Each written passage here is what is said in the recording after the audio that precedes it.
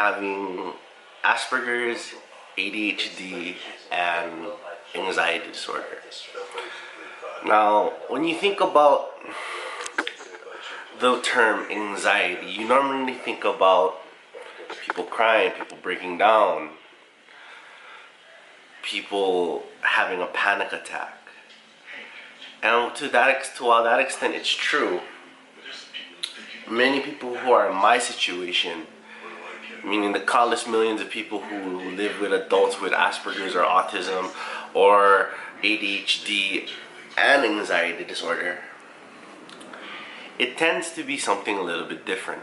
See, for example, you're walking around and all of a sudden you're hit with this impending fear. This fear that you can't really hold on to, meaning you can't lock onto it. That is what I call stage 1 anxiety attack. Stage 1 anxiety attack comes in a form of non-external manifestations of symptoms, meaning you're not hyperventilating, you're not crying, but your chest feels tight, but it's not showing. You're trying to do all of the breathing exercises that you can, but it's not working. Then there's stage 2, where you're actually hyperventilating. It feels like the walls are coming in on you, and then there's nothing that you can do. Most times if you're by yourself, it helps, because you can find a way to mitigate those symptoms. But say, for example, while you're at work, it's that impending doom, that impending fear that you can't really pinpoint that's giving you those attacks, that all you can do is sit around and watch. It affects your life, it affects your work, it affects everything about you. Yet you try your best, you try, and you try, and it doesn't work. Now, here's where it gets a little bit interesting.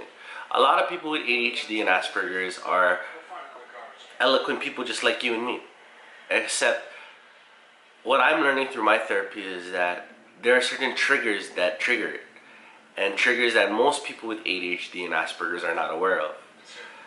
It's oftentimes when we think about kind of the mundane things and we overthink that makes it something difficult. And you know what sucks about it? It sucks because while you know the trigger and you know all of the tips and tricks to help yourself grow, nothing really works. Most times it's compounded by the fact that you don't have the support system, or even if you do, you're afraid to access it because you want to be self-sufficient, you want to be self-efficient and try to help yourself, but to be honest, it's not going to work. The best thing that you can do, if you're eloquent enough, is to ask for help. Don't be afraid to say, hey, I need help. Don't be afraid to open up. Oftentimes, it's one of those things where, especially in my case, I'm so prideful that I'm afraid to open up. So, here's my triggers with my anxiety as of. So, that was my YouTube video on my anxiety. I hope you guys enjoyed it.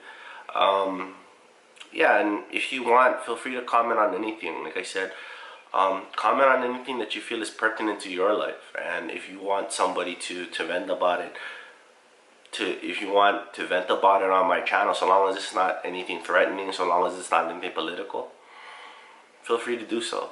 If you're new to my channel, welcome. If you like this video, like, comment, subscribe.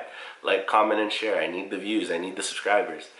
Hopefully everybody has a blessed day, and hopefully that each and every one of you find your purpose in life.